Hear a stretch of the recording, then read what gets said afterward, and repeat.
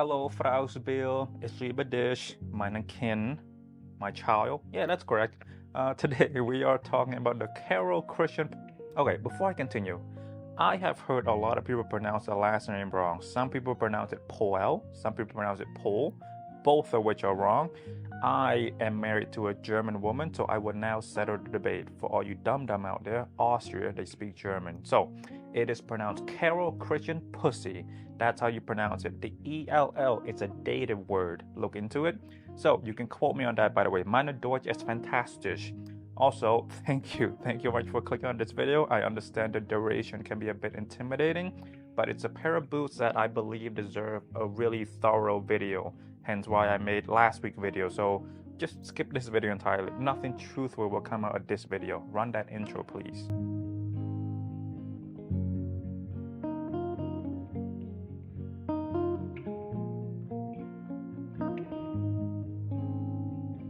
Let's talk about the name first. The full name of the boot, Carol Christian Pussy Object Dye U-Sole One-Piece Tornado Zipper Prosthetic Boots with titanium on the toe and ankle area. So who is Carol Christian Poell? A very private person, not a lot of information on him, but I found this amazing article by NSS Magazine written by Alberto C. It's such a great article. Please go give Alberto a follow wherever he is, Instagram, LinkedIn, Facebook, Twitter, whatever. Great piece. What I'm about to read to you is written by Alberto. After first studying in Graz and then Vienna and finally Milan, in 1995 he met Sergio Simone, with whom he founded his brand CCP. From this moment on, his avant-garde and radical fashion could fully manifest itself, developed on the concept of material and its constant transformation. The reference to neo-poverty as an evolution of arte povera is a fixed point in Poell's work, which often implicitly or more explicitly seem to cite the work of Damien Hirst and his decomposition and recomposition, as demonstrated by the artist's famous animal divided into sections and blocks. This type of aesthetic and conceptual extremism is intended to stimulate a reaction against the idea of canonical beauty and everything that commonly fall into this category without any real reason other than that it linked to the commonplaces and preconceptions. As further proof of this, the presentation of Spring-Summer 2004 entitled Mainstream Downstream deserve a final mention, representing a moment that has passed into fashion history. All the garments were worn by models who, like dead bodies, let themselves be carried along by the current of Milan Navid Giulio Grande, recalling John Everett Milias's Ophelia, my apology for the pronunciation. Currently, the designer, who has certainly distinguished himself for his niche accessories, lived in a moment of suspension from fashion. It is said devoting himself only to made-to-measure, as can also be deduced from his website, in which a grill with two dentures set inside stands out as its only page, conceptual and extreme as ever. Once again, links to this amazing article will be in the description. A great read. I'm passing a lot of this information to you so we can all learn about this mysterious designer together. Object dyed, which is very unique to these artisanal brand, avant-garde, artisanal, whatever you want to call it. So what that means is they assemble the boots and then chuck it into the drum. Most brand, they dye only the leather and then they assemble. Object dye also helps soften the leather even more because that's just a couple extra more spin in the drum. And then the other pro is uniform color.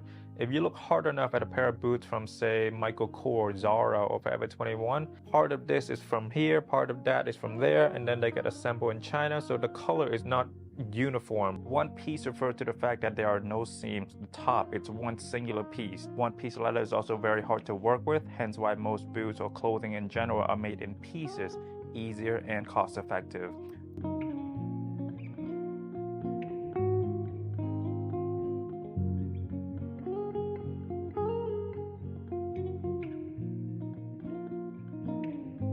Tornado refers to the spiral zippers, all of which we will talk about later. Prosthetic refers to the titanium bits on the toe and area. The definition of prosthetic is relating to an artificial body part such as an arm, foot, or tooth that replaces a missing part. I would like to start this review off from the front. So the toe area, we'll talk about the titanium bits later. It's on the narrow side, the toe box, more narrow than my PL2. However, it doesn't feel like it's on the narrow side. Plenty of room. My pinky touches the boots, but very slightly, and not as severely as my cowboy boots or my Kiss boots. What did hurt though on my very first day, which I wore for about 6 to 7 hours into Boston, it's the index toe, which I took some photo of. I don't know why, but I mainly attribute this to my flat feet and possibly a bit of chafing, because it's on the narrow side, so it squishes the toe in together. We'll break it down more in the future. The titanium bits, you also don't feel it. I try to look for it with my toes, but the leather between the titanium, it's very, very good, so don't be concerned there. I like the look of narrow boots, but not the practical aspect, but aesthetically, narrow boot is very cool to me. It's very chic. I feel very Western, very Americana, very Celine. Why? So the vibe of those girls, The leather on the toe cap is hardened like every other boot. When people speak about breaking the leather in, this is one of the areas that they're talking about. But it's needed to be hardened because it has to keep the shape or the integrity of the boots. After a week to 3 weeks of wearing it, the bottom of my toe area started to hurt. Again, I mainly attribute this to my flat feet because it's every pair of boots that I wear, every pair of footwear that I wear that don't have technology such as cushions, foam, something soft. If it's just hardened leather or stacked leather, it would hurt my feet. I think it's mainly on me because most of my friends, they don't have that complaint because they were lucky with their jeans. I was not. No pain on the heels or midsection, which we will talk about later, but very, very good. So again, it's just the front of the toe area because, it is slightly high on the heel area, so it's pushing down. It's this shape. So you put a bit more pressure on the toe area, especially underneath. I tried to find information as to what dyed or material or production method into making the leather on the toe cap hard. Couldn't find any. Please do let me know in the comment if you do know. It feels plasticky and it shines slightly more than the rest of the body, as you can see right now. And you can kind of see where the glazing ends, hopefully anyway, by the B-roll, but you can definitely feel where the hardened leather stops. Another thing I noticed, whatever dyed or tanning they use, it changes how the leather age or the breakage of the leather. It's very different from the rest of the body. You don't see as many breakages. Toe spring, it's this arch right here. This is very common in modern footwear. Every footwear practically have toe spring because, it helps you push up. It helps springs your feet forward. This may sound good, however, a big flaw that will last a lifetime is that with the addition of toe spring, the foot muscles in that area, they're working less. So over time, this results in weaker foot muscles, according to this research right here. The midsection, the B-roll you're watching right now, the day I receive it, the creases are there already, but very slightly. The seller says it's new. If that is true, the creases will continue and it will look even better as time goes by.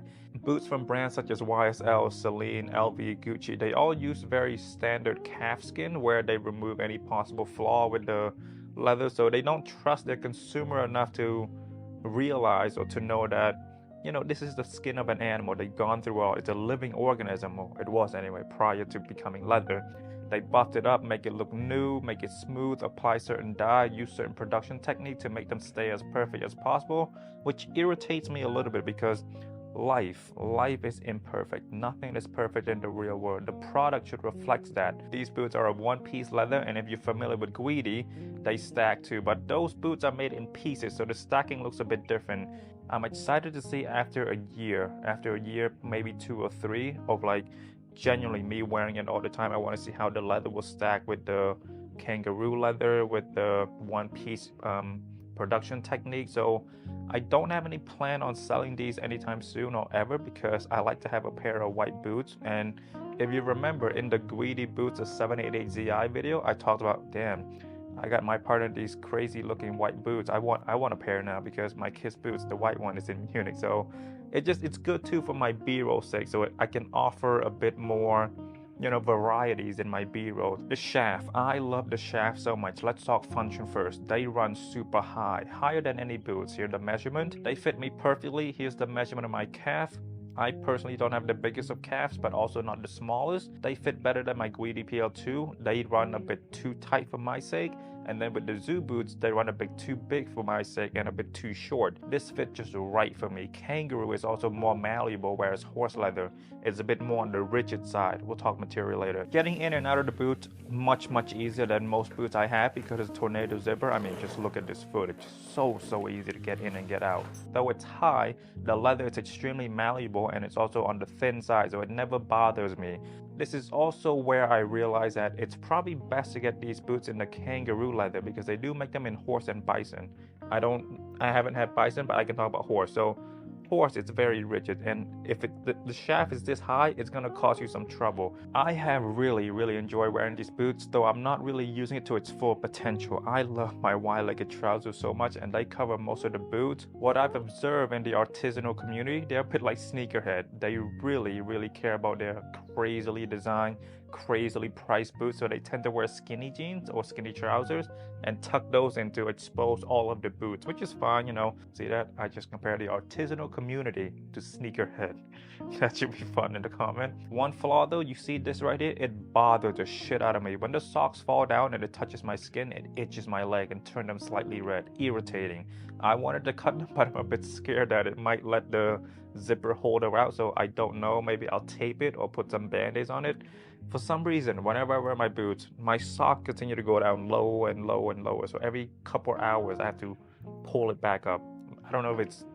Let me know if that is a problem for you as well. The USole. I am a novice when it comes to CCP, and I wanted to provide you guys with genuine information and not speaking out of my ass. I was taught by my family to not be embarrassed to ask when you don't know something. So I joined this Discord. I will leave a link in the description below. They also have an Instagram account called Poell Information. Go join the Discord, go follow them. So my friend, he sent me this photo and it put the fear of God in me. What I've learned from the Discord is that prior to 2018, Carol and the team blended the leather with steel, and then post 2018 they started to blend it with carbon fiber. The people in the Discord also provided me some photos as to how to distinguish between the old and the new. You can tell if it's old or new because the newer USole have slightly different shape in the toe box area, slightly rounder, and also the USole itself is a bit more protruded. I had also asked the Discord a few questions, and a person named Cam answered all of it, so thank you very much, Cam. My first question: what was the inspiration behind the titanium prosthetics? Cam said, bone illnesses like osteoporosis. I'm pronouncing that wrong, I'm pretty sure. Second question: I understand that tornado zipper is very hard to do. Do you guys know how it's done? Cam said, CCP production methods are proprietary for the most part. We just know that the zipper they used was specifically made by YKK for the tornado zip in terms of form and function. My third question: the USole. How did Carol and the team construction? Bending leather or whatever else is in the USole? I'm sure it must have been a lot of trial and error. Cam said, it took years of work. Yeah, the original USole was steel and kept breaking. So Carol found a company that does wheels with a Ferrari and started experimenting with carbon fiber. The new USole have carbon fiber infused inside them. Again, we don't know the process for sure, but presumably it's by hand because you can trace the carbon fiber with your fingers on the bottom, and it varies from pair to pair. So, the Discord, my experience. So, a lot of good people there willing to help answer questions I had, but you know, with any big online community, well, I would say big, but with any online community, there's always going to be a few people who are there to be rude, which I anticipated. I thought it was the right thing to seek out information from people who own the product and love the brand, but apparently, and I quote, you ask too much. Shut up, praying emoji. Don't ask silly questions when you can't even determine if your boots are horse or kangaroo. It's also especially ironic how you make long-form video reviews on boots when you can't do something as simple as that. Genuinely embarrassing. Are you just a failed attempt chamber? To end it on a note, you are just making a script of regurgitated information without actually putting a single thought into it. Literal digital pollution. Stop making shitty videos. Anyway, the guy that wrote all that, he might be the owner of Discord or one of the more important people in the Discord because he's the person who wrote the rules and stuff for the Discord. So I am getting butt fucked by the owner of the Discord I joined. If he is the owner or one of the more important people of the Discord and not just a random angry member, I would like to change my opinion about joining said Discord. Don't join the Discord, don't follow their Instagram. There are other Discord you can follow. I found the situation to be quite funny because I had just woken up. It was 8 a.m. I posted it on my Instagram and I quote, I just wanted information, right? And I quote, a failed attempt at echo chamber. Again, I only say this if he is the owner or one of the supervisor. I'm still new to Discord. I don't know how to navigate the app yet with all the lingos. Anyway, he might be the person who also wrote this piece right here. So let's read that together. A statement of clarity. As we continue our attempt to help demystify the work of Carol Christian Poell, we feel it's important to clarify our motives. Our goal is to offer an open-ended exploration of the work of Carol Christian Poell and put the rule that he wrote on the Discord as well. So, again, This is only if he is the owner of the server and the guy who wrote all of that, blah blah blah blah blah. If he's just a random member who's just constantly angry and just like to be one of those guys that's just like, well, you're wrong. Actually, this is the right information. Then yes, join the Discord, but just be ready to deal with a few rude members. What I want to end this segment with though, a few people, or majority of the people, they were very nice to me, helped me learn a lot about the boots, which I greatly appreciate by the way, especially Cam and MH and a few other people. I left the Discord right after, so I don't know if they're still roasting me in there. I'm not too sure. So I would like to end this segment by saying I don't believe it's true that all CCP consumer or enthusiasts are asshole. A few bad eggs should not make you think that the whole group is bad. There are terrible people in the Rick community as well. There are assholes everywhere. Hopefully, by watching my video, which are mainly about Rick Owens, you can see that there are nice people in the Rick Owens community. People like me who are down to earth, who are respectful, who are graceful in their response to questions and sharing said information, and not, just be dickhead. Just look into CCP. It's a great brand. Again, don't let a few eggs ruin the reputation of a whole community. Okay, hi, sorry for the interruption. I decided to post a snippet of this entire review to Instagram. I thought it was humorous that I asked a few simple questions and then a few people in the Discord got angry at me. I figured, here, have a laugh at my attempt to learn more about a brand that is notorious for having gatekeeping attitude and then people getting mad at me for asking questions. Now, I would be lying if I said I didn't anticipate a slight backlash. I knew this video would get back to the Discord. If you are not familiar with me though, I am very purposeful with my actions and my words. I cover all my bases. I'm prepared for all possible outcomes thanks to my anxiety. So you saw the last 5 minutes. Watch it again if you have to so you can see the words and the phrases that I use. I've chosen them carefully. Now let's look at my caption and stories on Instagram after the whole debacle that the little snippet got onto Instagram. Here is what I wrote as my caption. Here is the end of the video. A couple hours after I posted the video, someone on Discord found it. The cavalry came and started to comment on the post. Let's read some of them. Murty Pie said, that server is so mean. I couldn't learn more about the brand without being bullied for being size XXXXL. To interpretation, I thought he was on my side, so I said this. But then I realized a lot of the likes were coming from the people who were obviously from the Discord, so maybe it was a fat joke. Up to interpretation, this one. Let me know what you think. The next one, Ace the Base. They hate us plus side posters. Power to the body, positive fashion people. Fat lives matter. I know for sure this one is making fun of my weight. Thank you for the motivation. I put down the Doritos. Thank you very much. Next one, Lemon is alright. Shut up. Just straight up shut up. Next one, Figo, verified, well connected or famous person, I presume. So here's the information I regurgitated from X Discord. Also, don't join X Discord, is bad. Palm to the face emoji, clown emoji. Presumably he's the palm to the face emoji, I'm the clown. I could break this down right now, but the next one will cover this one too. Neuter, I think this person here might be the owner of the server, a lot of followers. Here has the Poell info in their bio. Let's say one of the more important people in the server. They said, first of all, you are crying over someone with a mustache potato rabbit telling you to use Google. Second of all, did your family forget to tell you to be embarrassed when you bring absolutely nothing to the table? Mine didn't, but I surely figured that out on my own. LOL. Thirdly, all you did in that video is talk out of your ass spouting regurgitated nonsense courtesy of my server, which you don't even understand. Lastly, this may seem like a personal jab, but please find another hobby. This looked like an unhealthy obsession over clothes. I'm not sure whether to laugh or feel pity for you. I took a few deep breaths, gathered my thought, and here's what I wrote. First, is it really that hard for some of you to watch a 5-minute video? Because most of them clearly didn't. I say that because they thought this was the whole video, nothing else. Despite my effort and the actual video to say this is a snippet of the longer video and even my caption and even the end of the video, most of them didn't watch it. I understand, 5 minutes, it's a really, really long time in today's space. Second point, I reiterated the fact that it's a snippet, part of a longer video. Third, didn't really cry the day I let stranger on the internet make me cry. You can of mice and men's me, and I will say thank you from the great beyond. Fourth, with regard to the leather, the seller I bought it from says it's Kangaroo. I will let's talk about it now because I'm sure the Discord people are watching and they're not going to watch the whole video. I am a novice when it comes to CCP, but not leather. I've owned horse leather. I know what horse is supposed to feel like. I would like to think that I'm fairly knowledgeable when it comes to leather. Maybe not as greatest those artisanal people in the Discord, but I know my stuff here and there. 5th, the regurgitated comment. I broke that down already. 6th, I told him to genuinely feel sorry and pitiful toward my obsession with byeee. My family is not eating well because I keep buying byeee jacket. It's a genuine problem. Then again, he owns a Discord dedicated to talking about clothes, specifically about one designer. Should I feel sorry for his obsession by his logic?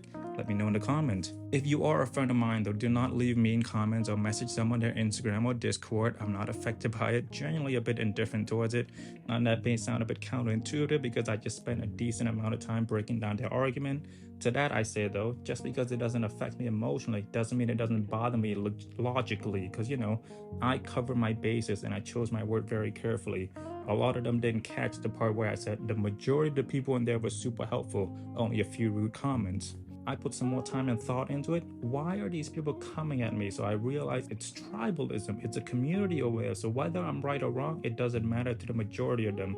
They see me attacking their server, a place where they commune daily for months or years. So they all came at me, which is understandable. I also said in the segment earlier that a lot of them were nice. I praised the server for the most part, but just like when we post a fit pic online, 10 comments, 9 were lovely, 1 said we dressed like shit. Our brains, it will fixate on that one negative comment. Calling me fat, calling me dumb, a hypocrite, making fun of me for making a video. And then the rest of the tribe came and liked their peers' comment. It is their opinion to have. I can't control that. However, I can control whether these comments get in my head. Again, I say, of mice and men's me, if I let stranger control my emotion. I have too much blessing in my life to let stranger from the internet dictate my emotion. I don't feel angry. I don't feel sad, fairly indifferent towards the whole situation. I found it to be quite amusing. But then again, some of them will say, well, if it doesn't affect you, why are you talking about so much defending yourself, blah, blah, blah, blah, blah. If I don't defend myself, they're going to be like, oh my God, he doesn't have a comeback for the criticism we threw at him. There's no winning an argument with someone who already has a preconceived dislike or hatred towards you. You can't please everyone, for God's sake. Most of the people didn't even hear me say that there are good people in the CCP community or the server that I joined. A few bad eggs should not spoil the whole basket. If someone already has a bad opinion on you, it's hard to change their mind. I don't intend for this segment to get an apology from them. I'm a 5-second anecdote in their busy, busy lives. We all got our own problem.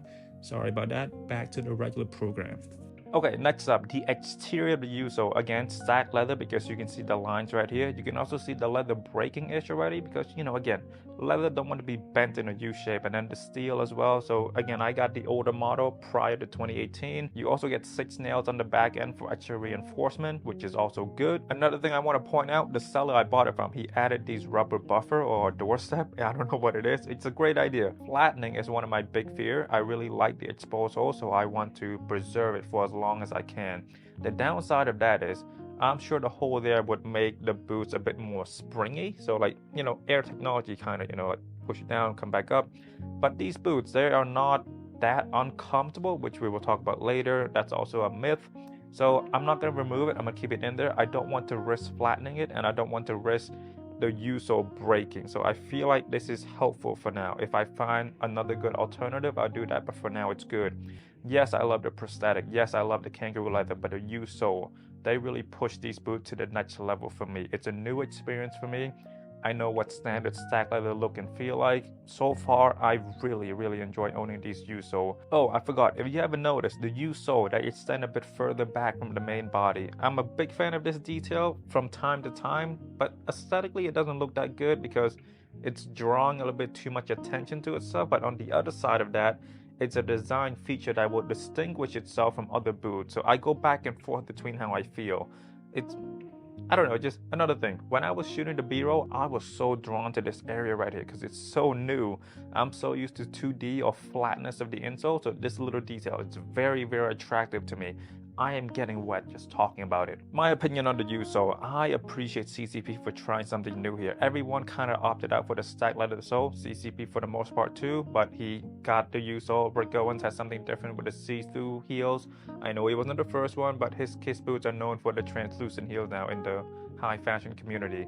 I am going to be a bit careful with these because they are the older model, though I'm reckless with regard to my boots, like wearing them to the beach, getting them wet, blah, blah, blah, blah, blah.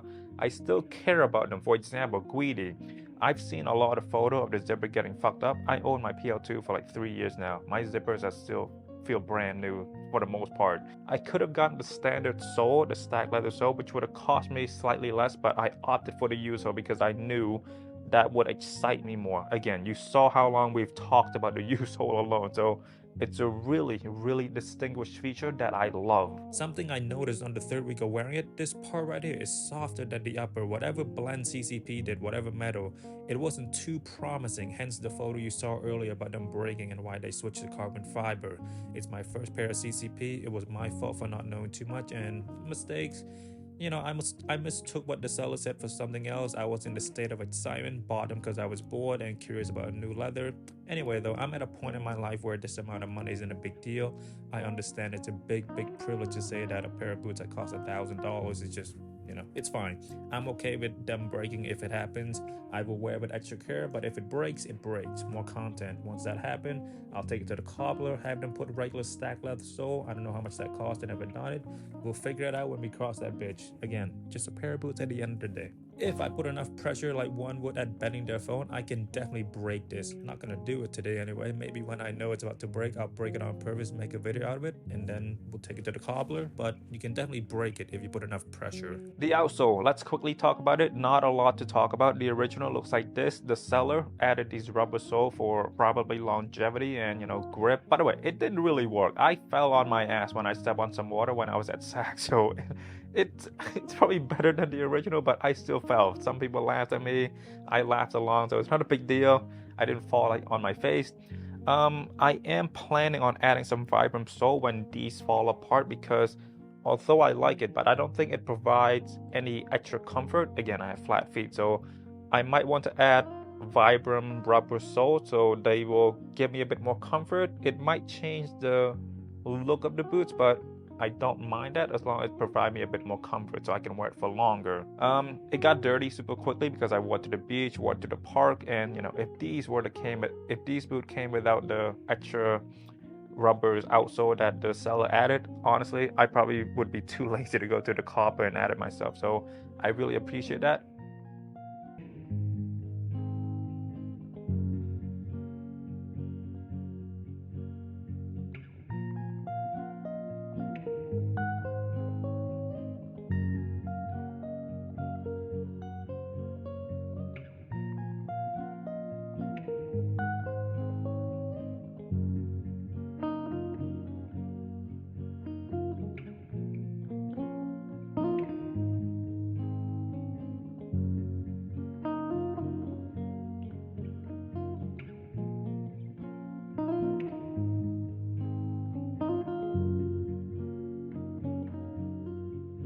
Tornado zipper, one of the main attention grabber. You can't see the leather. You might overlook the U-sole, but you will not overlook the tornado zipper. When I first looked at CCP from the outside, this was one of the main reasons why I wanted these boots. Aesthetically, the tornado is so beautiful. On my particular pair, an extra attention is drawn to it because of the green dye, which I think come from the metal zipper. Only some batch of these come with the green thing, or maybe the machine that day was just spewing out green shit when the batch was in there. I saw another guy on Grail selling these with the the green bits and pieces, and then I saw another guy selling it without the green. So just my opinion, it's not factual, I don't know how it is. I would have loved for the team at CCP to embrace the zipper though. They added some leather to cover up the zipper, which I think it's bad.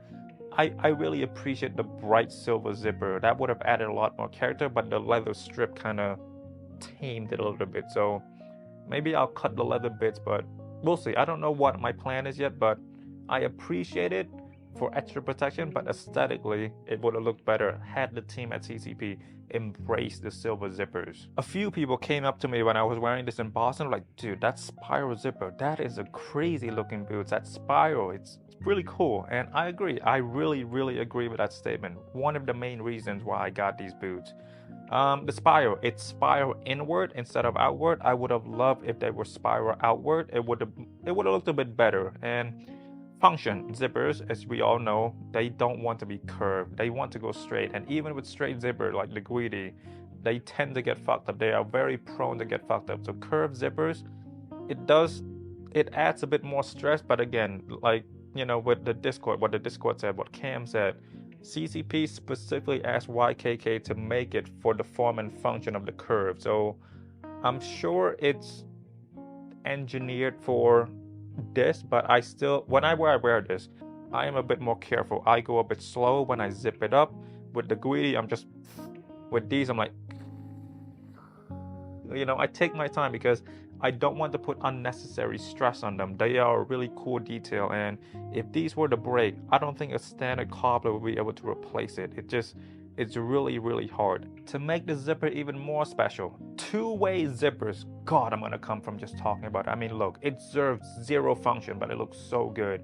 And it feels so good to simply be able to have two zipper going back and forth. By the way, you can't wear this with the zipper from on the both end. It's very uncomfortable because the feet are trying to escape but can't really escape. On top of everything I just said, a zipper that you can clip to keep the puller in place. I never use it because I get a bit claustrophobic, so when I need to take something off, I need to take it off as fast as I can.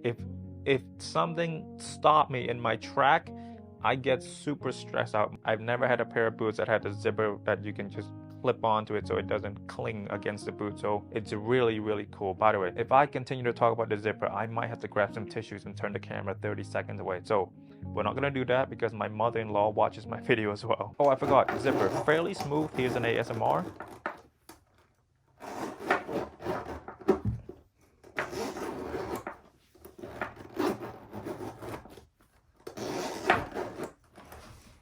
Titanium prosthetic. As stated by the few lovely people in the Discord, the inspiration behind this is bone illnesses like osteoporosis. Not uncomfortable. The titanium bits are attached to the boot by another strip of leather, very thick. You don't feel the titanium when you wear them. Well, you feel the four in the front, but you feel the leather, not the titanium. Not uncomfortable is what I'm trying to say. They do protrude out quite a bit. I enjoy looking down my boots and seeing the four bits on the toe. Makes the boot a bit more interesting. And then if I ever wear my skinny jeans, you can also see the big titanium bits on the ankle area, but rarely will that happen to me. I was at the German embassy the other day and I was sitting on the floor like this and it started to scratch the floor and making those weird noises. I was a bit concerned because it's just a patch of leather and titanium attached to the main body. Think of it like a piece of dry scab. It's on your body, but with enough pressure, it will definitely come off. So I'm gonna try not to sit crisscross too much.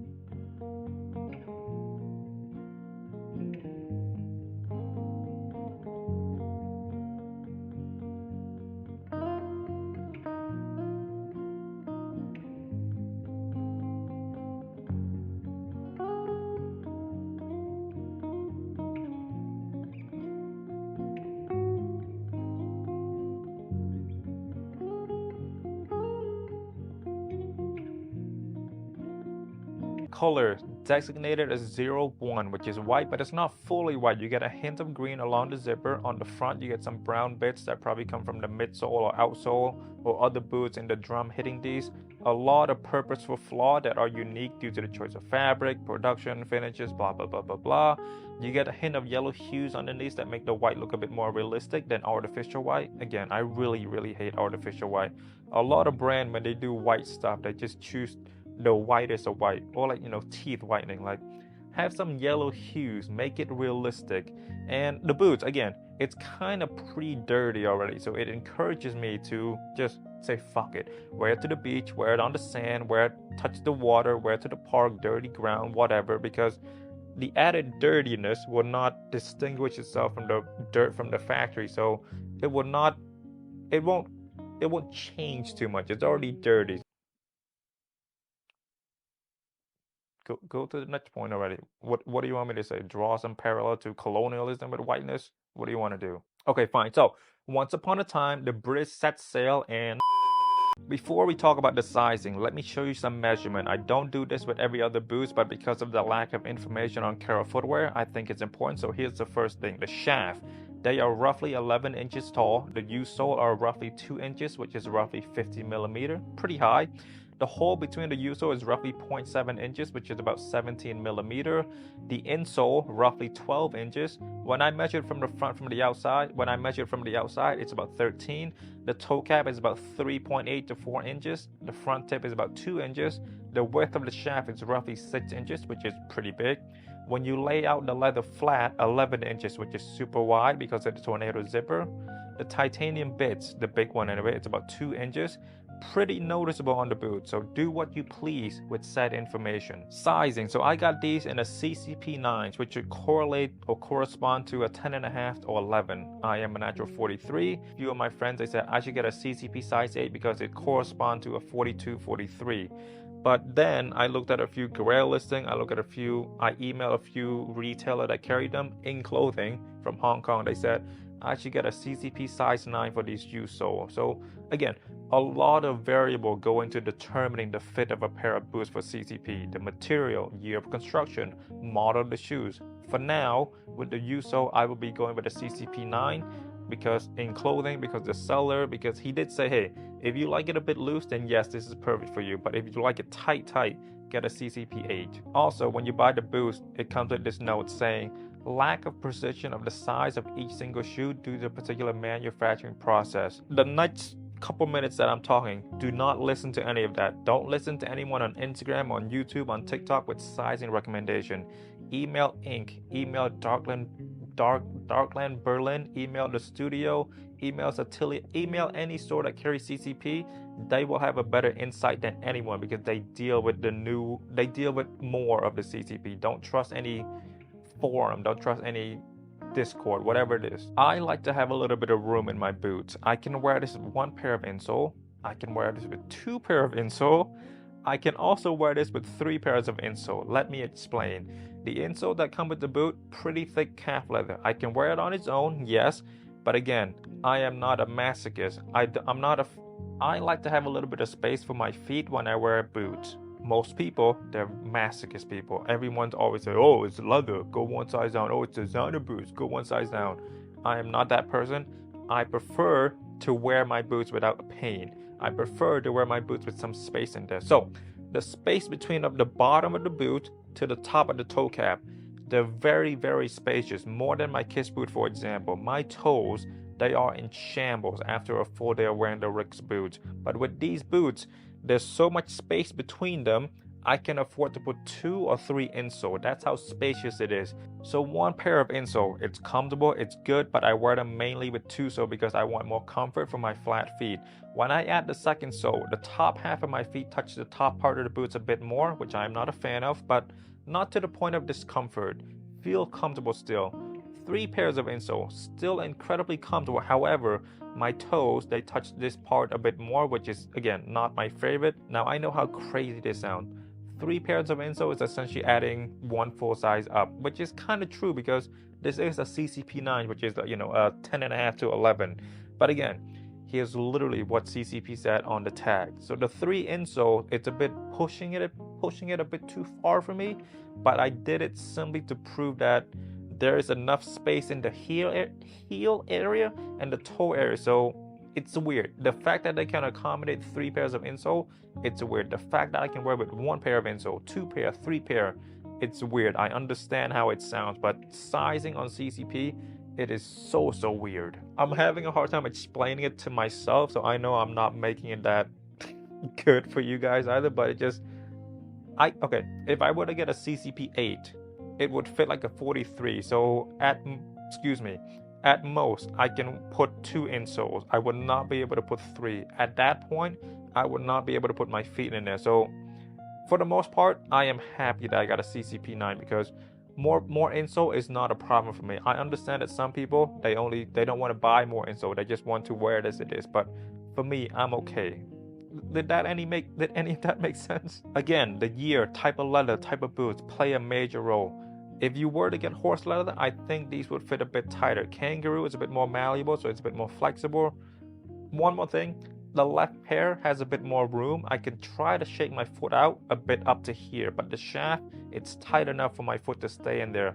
By no means this is a problem for me. I love a bit of room in my footwear. Please, again, contact Inc., contact the library, Darkland, Samsa. Ask them for help. Do not ask any YouTuber like me, anyone on the Reddit forum, any Discord. Ask people who deal with these products constantly, daily. It's their job to know. It's their job to recommend sizing for their audience. Price. These retail for roughly $2,350 in 2024 anyway, or 2025, whenever this video comes out. So they are on the higher end, greedy. I think the most expensive pair is the PL2, or the one with the metal bits. So but they don't go above 2,000. So CCP is all it's more on the expensive end, but you can it's not the hardest to justify, you know.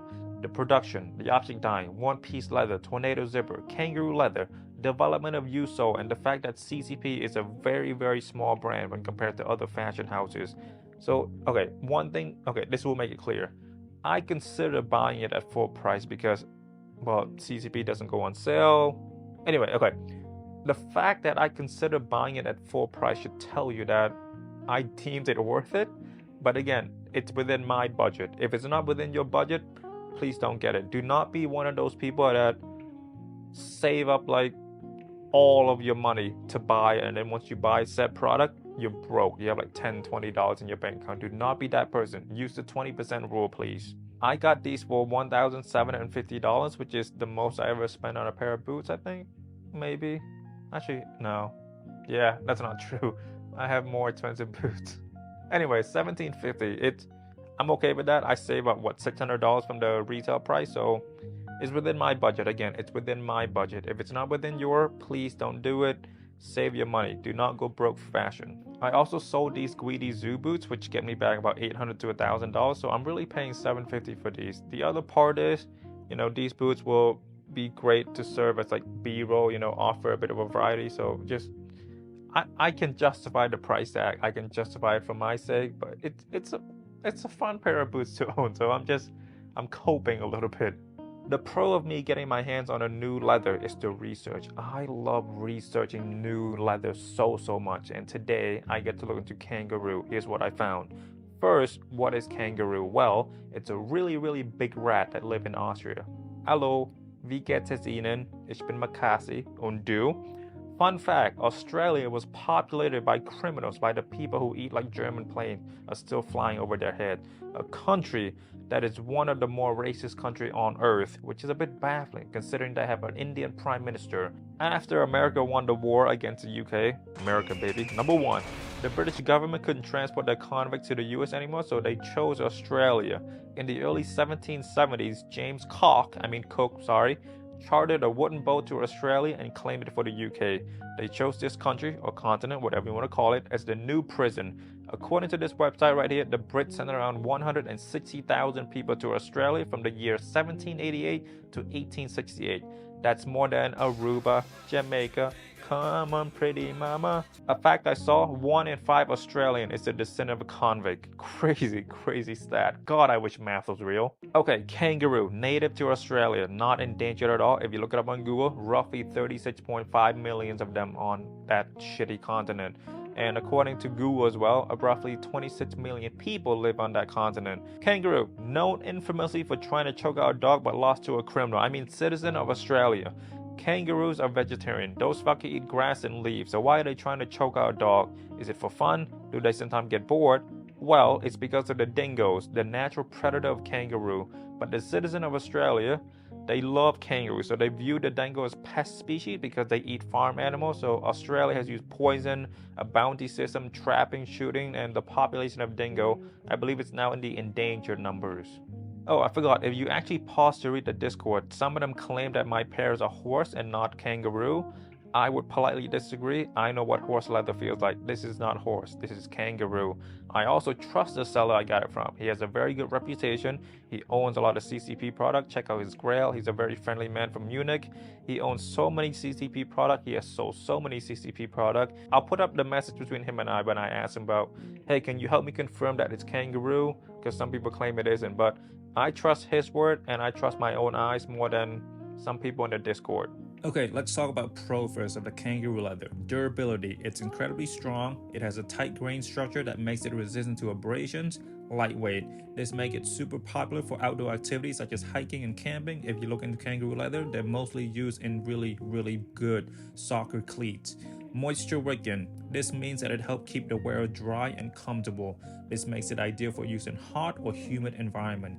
Softness. Despite its durability, kangaroo leather is also soft and supple. This means that the boots made from kangaroo leather are comfortable to wear and conform to the wearer's feet over time, creating a unique character to the product, though this can be said about every other leather. Sustainability. We talk about the kangaroo population. We're not hunting them down to extinction, don't worry. According to Liberty Leather Goods, kangaroo leather is very strong due to the structure of the collagen fiber in the skin.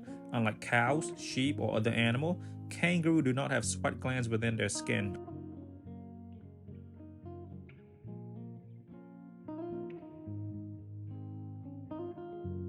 This allowed the skin to be much more even, consistent structure. Additionally, the collagen fiber structure runs mostly parallel to the skin. This helps form a dense and consistent pattern throughout the skin, where other type of animal leather have variation throughout the hide. The skin structure also allowed the leather to be split into thinner pieces and still retain much of its strength. For example, a split cow leather hide with 20% original thickness retain on average 2% of its original strength. A split kangaroo leather skin of 20% original thickness retain on average 50% of its original strength. The difference in leather strength are due mainly to the skin structure. Cow leather has several layers of varying composition, collagen density, and fiber alignment. When it is cut, the overall structure is weakened in multiple places. Kangaroo leather, however, is consistent throughout, so when it's cut, most of the strengths remain. Tailor-made feel. Due to the fiber interweaving rope-like structure, kangaroo leather boots experience subtle expansion around the contour of the feet, causing the upper shape to the wearers much faster. Kangaroo leather has a noticeable grain and does crease easily, though the creasing doesn't usually lead to cracking because of the strength of the collagen fibers. Unless it is corrected, it's usually not the smoothest leather. Almost all kangaroo leather has scars. It's not the shiniest either. Kangaroo has a matte texture that develops patina quickly and it darkens faster than other leather. Another interesting detail I found on this website, unlike cow leather that originated from farm sources, kangaroo are sourced from the wild. This wild upbringing, along with thousands of years of adaptation in Australia's harsh and rugged bushland, make kangaroo leather more durable and hard-wearing than cow leather. Additionally, when compared to domestic farming, sourcing animals from wild population, where they are fed instantly in their natural environment, avoid inhuman processes like herding, penning, or transportation. I also found this great video that went even further than I could about the strength of kangaroo leather, link in the description below. During my research into the leather, everyone kept telling me, it's thin, Makasy. Prepare to be disappointed because they know I love thick leather. All of us have undersold the thickness. It is substantial. There's a decent weight to it, obviously not as thick as horse, but it is not as thin as lamb either. So here's the weight of the boots, by the way. Just to remember, consider the USO, the metal shit in there as well. So there's not a lot of drawback that people can say. When people talk about the cons, they're mostly talking about, oh, kangaroo, the beloved Australian animal, and that they're expensive. So everyone in the leather industry seems to love kangaroo. Smell. There's no distinct smell like horse leather. I was a bit disappointed by that, but also kind of glad because it does permeate within my room. But I was hoping, since it's an exotic leather, you would have an exotic smell, but there's no smell. I am a big fan of these kangaroo boots. I do not mind getting another pair of boots or getting a leather jacket made from kangaroo. I enjoy the breakage. I love the feel of it. The softness is great for the shaft area, not as rigid, so form to the feet much faster and easier. It's a great pair of boots. Everything else I can say will be just a repetition along the line of, oh, I love this leather so much. So here's the water test. It's a bit interesting. So the water stained the leather a bit. This is probably due to the color. With a black pair, water doesn't stick around. There are also other factors such as the material of the coating or the drying technique, production process essentially. The water stuck around roughly for 6 minutes. For the first minute, I felt the water on the leather. Good news though, didn't feel it on the other side. Though I should note, the leather is somewhat yellow already, so the dark spot kind of blends in after 6 minutes. Again, the color isn't artificial like where each speck of dark color would be noticeable. I'm surprised by the lingering of water, but ultimately it means nothing. It keeps the water out, which is the main idea. Before we start talking about the pants, the footwear, they are very high. The shaft, very high. So it does make me reconsider whether I want to fully expose them or not, or wear them as I normally would, cover them with most of my pants. With my PL2, I never once considered tucking my pants in, but with these, I considered it. I mean, look, I like the length, but I am okay with covering half or 3/4 of the boots. Boots are never meant to be the focal point of my outfit.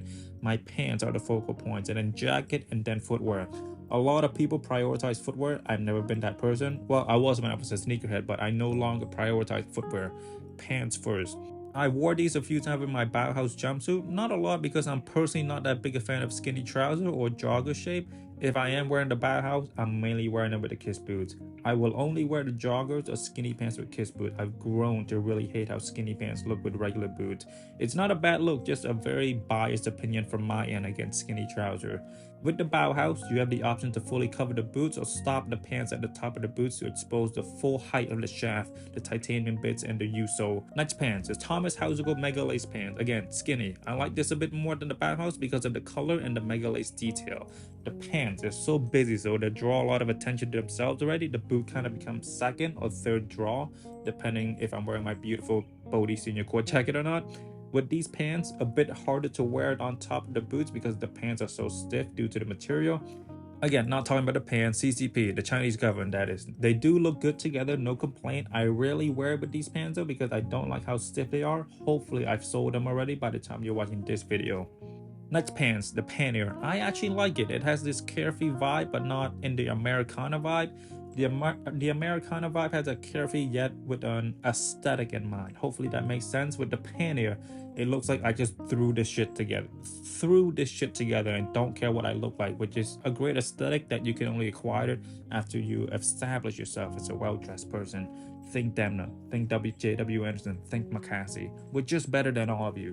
With these panniers though, I never wore them together other than the B-roll you're watching. I have better pants, you know. Push-up pant. I actually like this look a lot. I wore it with a few buttons unbuttoned, so when you swing to the side view, you can see the whole boots or most of the boot, and it's a beautiful, beautiful view. The skinny silhouette of the boots, the wide leggedness of the push-up pant, a good dichotomy. Surprisingly like the way it messily bunch up with the B-roll you're watching. These pants, they are just so beautiful. The boots, they're beautiful. You put two beautiful things together, you get Makasy and Sita. Okay, now, skinny jeans. I am not a big fan. I know that a lot of CCP owner will wear something similar to this. The length of the boot, it's so high, it kind of looks like I'm wearing rain boots. I mean, it's not a bad look, but I'm just not a fan. It's decent, but just, they look so much better with the pants I will talk about in a minute. With these denim, the blue jeans, they suck in terms of the shape, but I don't own any great denim. I will get some Visma denim, so my B-roll will have a pair of good denim. I'll figure that out, but in the meantime, just enjoy this ugly combo. I only want you to take away what these boots look like with the color blue. Don't look at the shape. I know it's not good. I was young. I was in high school. Next pant, denim, but in this burnt orange red. These were from Balenciaga. They were initially really long and beautiful, but quarantine Makasy was bored and was obsessed with perfectly fitted pants at the time, so I cropped it. I mean, it's not a bad look, but if I could go back, I would keep the original shape. Okay, these jeans, straight-legged, so take away only the shape, please. I mean, the color's also decent, but take away what you can from these B-roll. Now, this is the second best pant to go with these boots, the banana pants. Oh god, they look so good. I understand that it covers most of the boot, but you still get a little bit of the U-sole, and the titanium bits on the front are still there.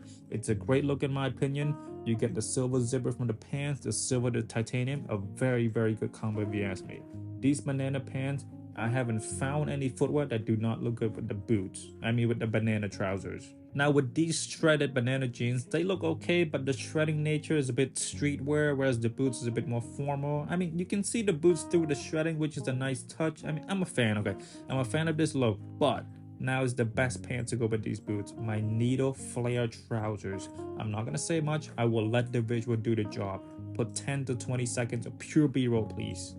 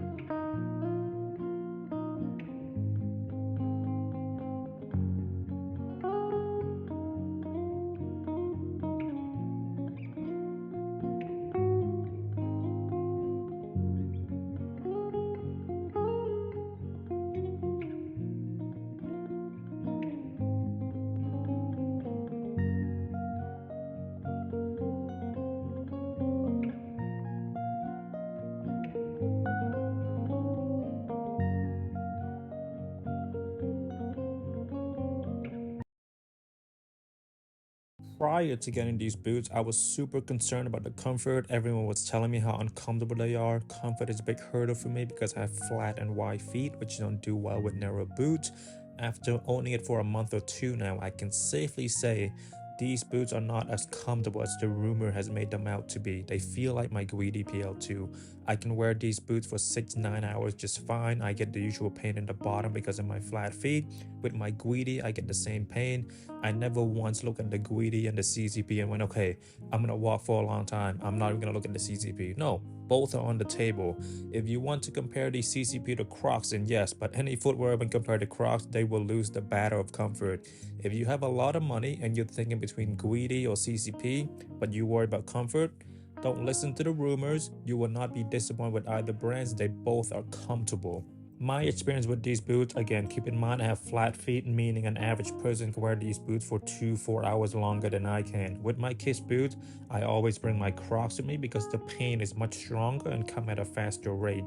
With these CCP boots, I never felt like I had to bring a spare